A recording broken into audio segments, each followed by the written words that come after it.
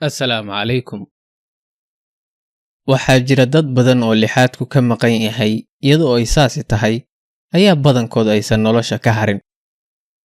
Balse waxa ay isku dayaan intii karaankooda ah inay dadka kale wax la qaybsadaan oo himiladooda xaqiijiyaan. Kuwo barofesoro iyo dhakhaatiir noqday iyo weliba madax dowladeed. Marka laga soo tago madax hore waxaa jira madax hadda xilka haysa oo naafo ah. Sida madaxweynaha Ecuador Lenin Moreno oo jirkiisa inta hoose ay qalashay kuna socda kursiga curyaanka, iyo weliba madaxweyne ku-xigeenka Argentine Gabriela Michetti oo iyaduna kursiga curyaamiinta ku socota.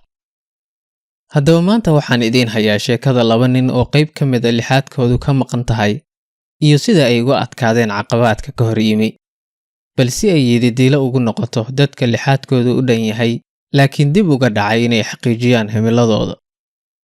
Ninka koowaad waa nin Soomaali reer Gabiley ah, magaciisa waxaa la dhahaa Cilmi Daahir Cabdilaahi oo ka mid ah ardadii sanadkan imtixaanka dugsiga sare u fariistay. Cilmi ayaa gacmuhu ka go'an yihiin marka si uu u galo imtixaanka waxa uu adeegsadaa lugtiisa oo uu wax ku qoraa. Cilmi lugtiisa ayuu howlo badan ku qabsadaa hadduu shaah cabayo iyo haddii uu wax qorayaba. ilaa xilliga heerka soo gaaray lugta uun baan u adeegsanay qoraalka. Marka wax walba horta waxa ka muhiimsan qofku inuu go'aan iyo muhiimad yeesho.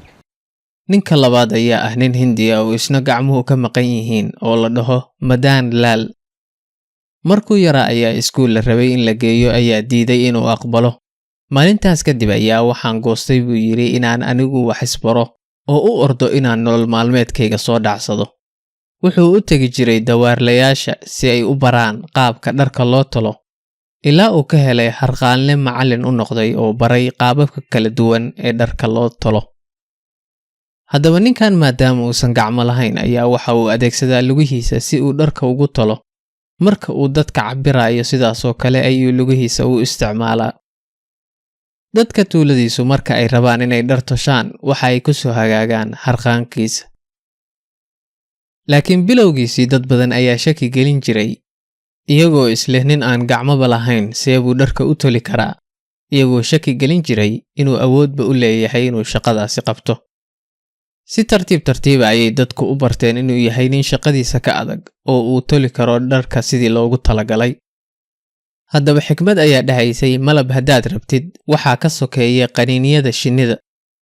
Taas waxaan ula jeedaa qofku hadduu rabo nolosha meel fiican inuu ka gaaro waa inuu dadaal bixiya. Waxaana tusaale noo ah nimankan lixaadku ka maqan yahay laakiin aan ka daalin inay raadiyaan waxbarasho qiimo u yeesha iyo shaqo iyaga iyo ehelkooda waxtarta. Intaas ayaan ku soo koobayaa macluumaadkii aan maanta soo aruuriyay. Haddii ay faa'iido leeyihiin fadlan like garay hoostana ku soo qor ra'yigaaga. Intaan madama kulmi doono nabadgelyo wassalaamu calaykum waraxmatullaahi wabarakaatu.